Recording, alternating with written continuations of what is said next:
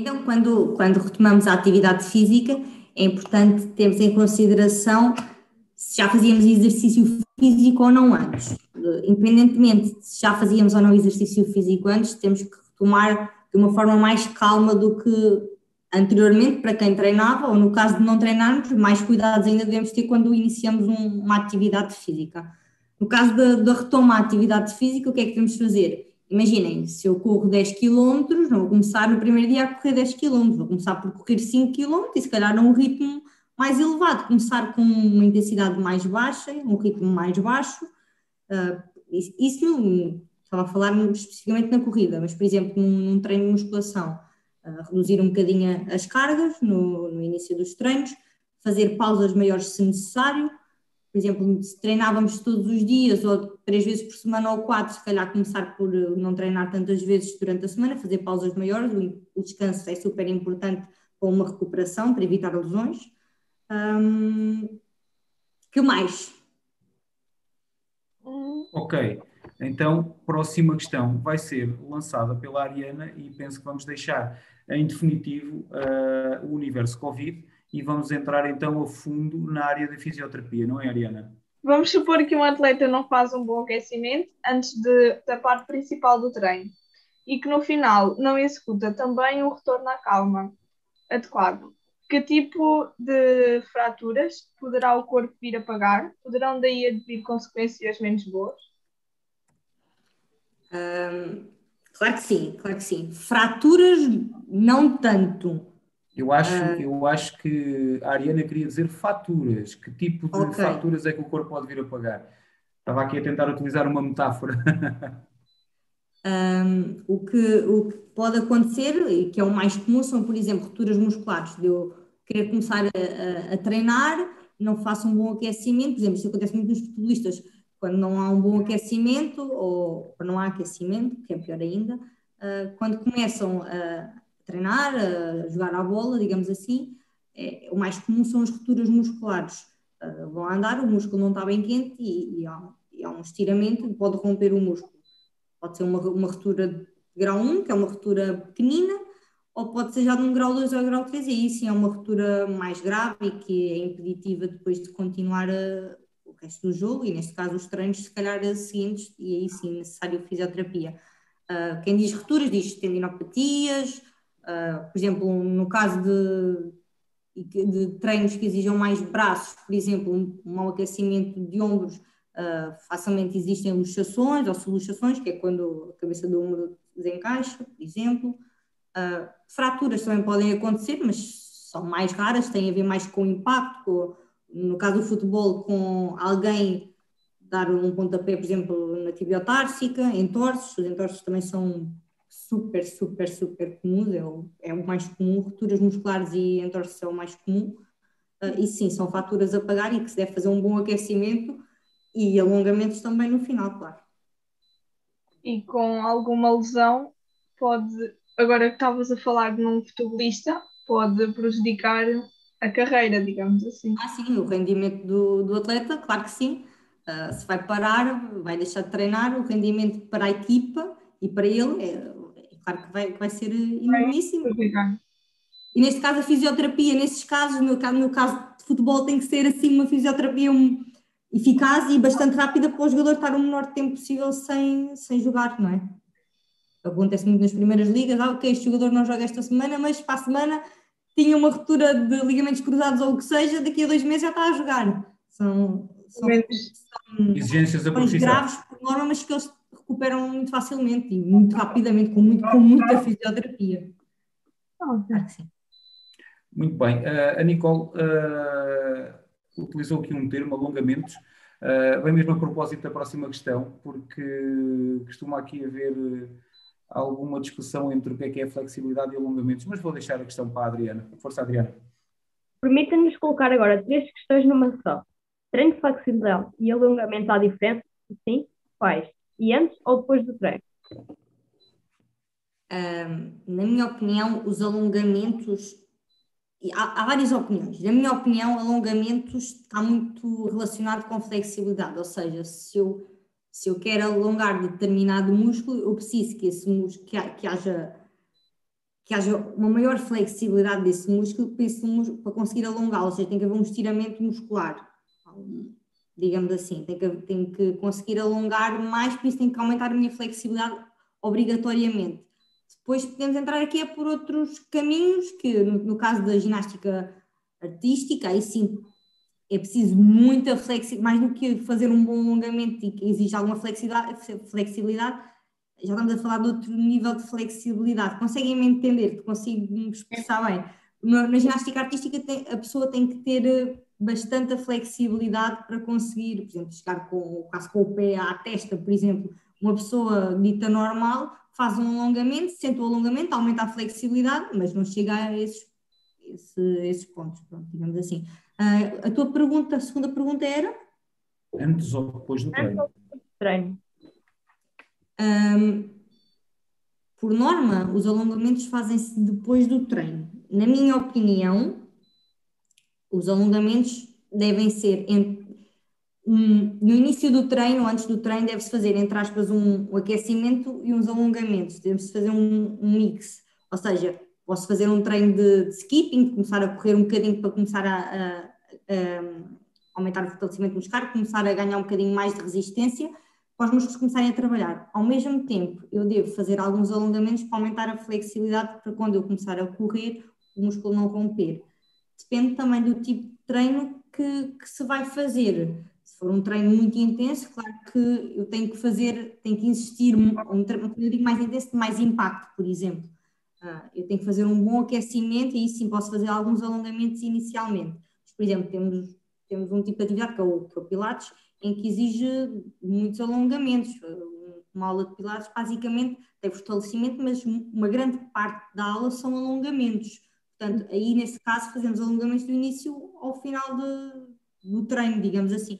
Depende muito do treino que se vai fazer, mas eu acho que sim, acho que se deve fazer alongamentos no início e no final do treino. Apesar de quase ninguém o fazer. Atenção. Geralmente, na minha opinião... O aquecimento é o que é, quanto mais alongamentos. Geralmente, na minha opinião, fazem mais alongamentos só no final do treino. Sim. É o mais comum. E é o que na escola também, pelo menos na minha altura, era o que se fazia. Fazia-se um aquecimento, andava-se a correr à volta do campo, de futebol, do que seja, e depois no final é que fazíamos os alongamentos. Eu acho que isso hoje em dia, depende do treino que se vai fazer, depende da atividade que vai fazer, mas eu acho que hoje em dia isso já não está muito adaptado. Pronto. Acho que se deve fazer alguns alongamentos antes de começar o treino. A Antonieta terá alguma experiência nesta parte da flexibilidade e dos alongamentos, não é, Antonieta? Tu passaste pela ginástica. Acrobática, sim. Qual é que era a tua experiência? Alongavas muito? Os alongamentos e a flexibilidade prolongavam-se ao longo do treino? Era mais no início? Era mais no fim? Nós, na acrobática, treinamos muito a nossa flexibilidade para depois treinarmos para os saraus e não sei o quê. Ou seja, então nós praticamos essa flexibilidade para depois construirmos uma dança e incluirmos todos os passos de ginástica acrobática, como a espargata, a bandeira, essas figuras todas. E ficávamos sempre com os alongamentos no final do treino. Ok, mas acabavas por treinar muita flexibilidade durante todo o treino. Por alongar durante todo o treino, não é? Todo o treino, é um daqueles casos que a Nicole estava a falar. Muito bem. Antonieta, ficas com a palavra e podes lançar a próxima questão, vamos lá. De que forma é que a fisioterapia pode contribuir para a otimização do rendimento esportivo? Terá algo a ver com a melhoria de execução do gesto técnico em qualquer modalidade? Sim, a melhoria do gesto técnico, por norma, está sempre associado à fisioterapia, não só à fisioterapia, mas com o complemento da fisioterapia também. Mas, por exemplo, depende do tipo de atividade que se pratique. Por exemplo, no caso de uma natação, eu vou treinar provavelmente, porque as lesões mais, por exemplo, na natação as lesões mais comuns são ombros, depois de rotadores, por exemplo, são as lesões mais comuns. Dependendo de cada atividade, eu vou fortalecer determinados grupos musculares que são mais necessários. No caso da natação, também precisamos de membros inferiores, mas os ombros são o sítio em que há mais lesões. Treino muito ombros, faço fortalecimento de ombros. No caso do futebol, mais membros inferiores e prevenir possíveis entorses ou lesões da banda iliotibial, coisas do género. Mas claro, a fisioterapia ajuda no gesto técnico, ajuda a fortalecer determinados grupos musculares com exercícios específicos que se calhar num treino de futebol, que não se faz, basicamente é um treino muscular mais específico para cada pessoa e para cada grupo muscular. Ok, este músculo faz flexão, rotação externa, vou trabalhar esta parte. Dependendo do grupo muscular que se quer trabalhar, sim. Era esta a pergunta? Sim. Seria? Uh, A resposta? sim. A Ariana praticou natação durante algum tempo. Eu fiquei logo com foi? um sorriso na cara porque me lembrei dela. E por acaso vocês não tinham um plano de treino para fazer fora a natação, não tinham um plano de treino para fazer no ginásio ou em casa, ou mesmo na piscina, antes de entrarem para a piscina? Não, eu só praticava natação mesmo para praticar, para fazer. Ok. Eu não era cheguei a fazer competitivo. fisioterapia a um miúdo que fazia natação, que era assim federado, já era uma coisa mais a sério, e lá está, ele tinha lesões no ombro. E aí eu fiz um plano de treino, um plano específico para ele quando fosse para a natação. Eles dispunham de vários materiais lá na natação para conseguir fortalecer especificamente, fora o resto todo, especificamente o ombro, e aquele ombro em específico, para evitar lesões ou aumentar a lesão, porque depois quando estamos já no nível mais alto é difícil dizer à pessoa agora não podes treinar 2 ou 3 semanas para isso melhorar, é impossível. Portanto, temos que tentar adaptar depois o treino, ou o plano de treino, o plano de reabilitação, ao treino da pessoa também, que é isso que às vezes é complicado, mas que é isso que se tem que fazer e não é solução nenhuma a pessoa parar quando tem uma lesão, a não sei que seja uma lesão realmente grave, pronto, aí sim. A forma como tu terminas esta resposta, Nicole, introduz a próxima questão, que tem a ver com lesões impeditivas ou não impeditivas da prática, mas que eu vou deixar a Ariana colocar. Força lá, Ariana. Deixa-me só fazer uma questão antes. Sim. Ok, Adriana, vamos a isso. Na sua opinião, qual é que é o desporto que solicita mais da procura de um fisioterapeuta para ajudar a não ter tantas lesões? Ou qual é que é o desporto que tem mais lesões? Futebol tem muitas lesões, muitas. Todos eles acabam por ter lesões, mas também, por exemplo, no futebol pratica-se mais do que se calhar balé ou natação, portanto daí haver também se calhar uma maior prevalência neste tipo de desporto, mas todos eles estão associados a determinado tipo de lesões mais comuns, tendo em conta os grupos musculares que utilizo mais ou os movimentos que realizo mais vezes, mais repetidamente, mas sim, sem dúvida o futebol é onde há mais lesões. Entorses, muitas entorses e rupturas musculares por maus aquecimentos. Então, quando estamos a falar de amadores, digamos assim, ou de equipas pequenitas que muitas das vezes não têm fisioterapeutas, que é mesmo assim, têm massagistas que às vezes também não são massagistas, que dão ali uma perninha. É verdade, isto é real. Que querem um fisioterapeuta, mas que o clube não tem dinheiro para pagar ao fisioterapeuta, quer que o fisioterapeuta vá lá fazer umas borlas de vez em quando. Isso não. É claro que assim há lesões, é claro que sim. Ou seja, acabam por ir parar às mãos do fisioterapeuta mais tarde ou mais cedo, não é? Acabam por ir, mas sim, acabam por ir sempre. Claro que não associados ao clube onde estão, por exemplo, no caso do futebol, acabam por. Eu conheço várias que recorrem fora o futebol. Vão ter comigo, mas que não tem nada a ver com o futebol, por exemplo. Ok. Adriana, tiveste a tua questão respondida. Queres lançar mais alguma? É que eu já não te quero interromper mais hoje. Podemos então passar à próxima questão? Sim. Sim? Então, Ariana, lança lá a tua questão sobre as lesões. Haverão lesões impeditivas da comunidade da prática desportiva e outras, que ao invés de permitirem que um atleta se mantenha em atividade, pelo que gostaria de colocar as seguintes questões. Pode-nos dar alguns exemplos para ambos os casos? Uma ruptura no músculo é um fator impeditivo da prática? Qual o tratamento? E se tratar de um tendinite, é possível continuar a prática? E mais uma vez, qual o tratamento? Tanto numa ruptura muscular como numa tendinite é possível continuar o treino. Depende da intensidade do treino que a pessoa faz, depende Por exemplo, se eu tiver uma ruptura muscular, eu que não que treino por minha iniciativa, que não estou inserida em nenhuma equipa, por exemplo, se eu tiver uma ruptura muscular, depende da ruptura muscular, como já falei há bocado, temos grau 1, grau 2 e grau 3. Se for uma ruptura pequenita de um mau aquecimento que eu tenha feito, que vá correr e faça uma ruptura, é claro que não me é impeditiva de treinar, mas se calhar para eu conseguir recuperar mais rapidamente, eu vou fazer uma pausa. No caso de um atleta que esteja inserido na equipa, futebol, por exemplo, as rupturas musculares são muito associadas ao futebol, e treinos que exigem impacto, nesse caso as pessoas com uma ruptura de grau 1, por exemplo, não é impeditivo de treinarem. Elas continuam a treinar, vão fazendo tratamentos de fisioterapia em simultâneo. Se for preciso, até adaptam um bocadinho o plano de treino, não fazem aqueles sprints, tentam fazer nos treinos, fazer um treino mais adaptado. Se tratar, por exemplo, de uma ruptura muscular, uma ruptura muscular, falo de uma tendinite, a questão é a mesma. Se for uma ruptura muscular, por exemplo, de grau 2 ou grau 3, em que já há inflamação, já há edema, há dor intensa, a pessoa não consegue sequer caminhar sem dor, quanto mais correr ou saltar, e claro que a pessoa não vai continuar a sua atividade, pelo menos com a intensidade que estava a praticar anteriormente.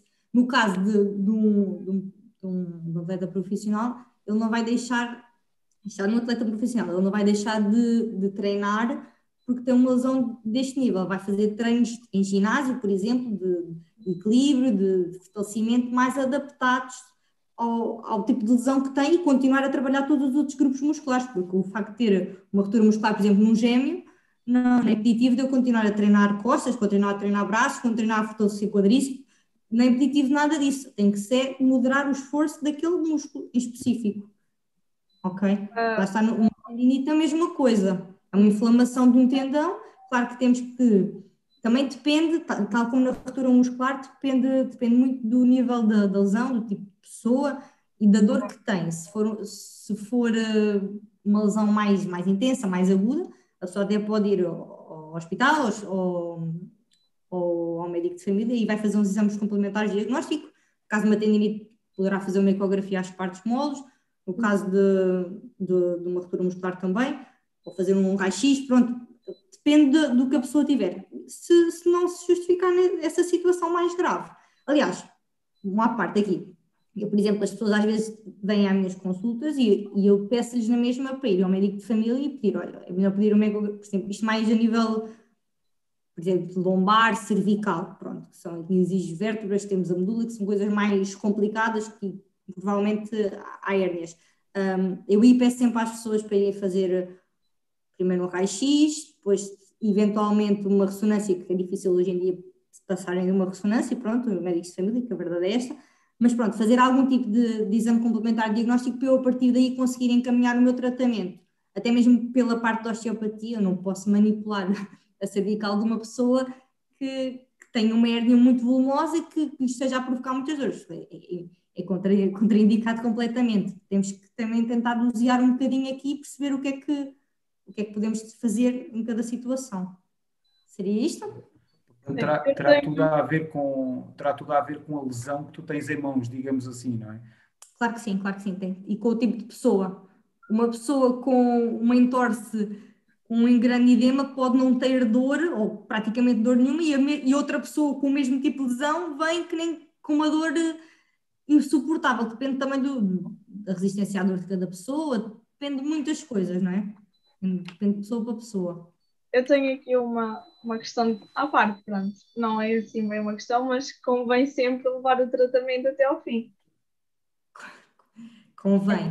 Aqui na Feirena. Pois, em meio hospitalar isso acontece quase sempre. As pessoas têm 10 sessões e fazem as 10 sessões, até porque muitas delas são isentas, não pagam. Fazem sempre, se forem 10 são 10, se forem 50 são 50, vão lá.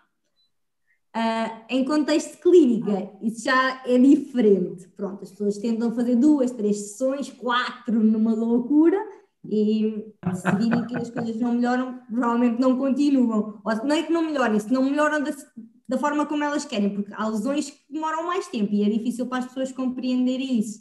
acontece muitas vezes em clínica, pessoas que, já tenho esta dor e há 10 anos. Ok, mas quer resolver esta dor em 2, 3 sessões. 4 sessões. Impossível. Impossível.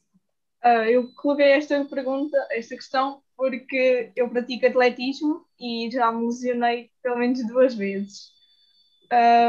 E não foi, a primeira vez foi nos tornozelos, não sei, dava-me sempre dor quando eu corria e fazia esforço a mais. E eu nunca quis ir a um médico. Para mim o tratamento eu faço em casa. E qual era o tratamento? Já agora fiquei curioso. Era gelo. Gelo e usava uma meia elástica. Volta à arena. Eu usava uma meia elástica. Volta à arena resolve tudo. De facto aquilo passou-me. Depois eu comecei a praticar, mas, por exemplo, ainda hoje de vez em quando tenho dores. Mas também não. Mas uma lesão mais séria que eu tive foi uma ruptura no quadríceps. Aquilo mesmo, eu prendia o meu movimento. Eu não conseguia mesmo correr e tinha dificuldade em andar em alguma das vezes, mas também não levei. Eu fui a um fisioterapeuta, fui ao médico, fiz 5 sessões de fisioterapia e tinha 15 para fazer, porque comecei a sentir melhor e desisti. E recuperaste completamente.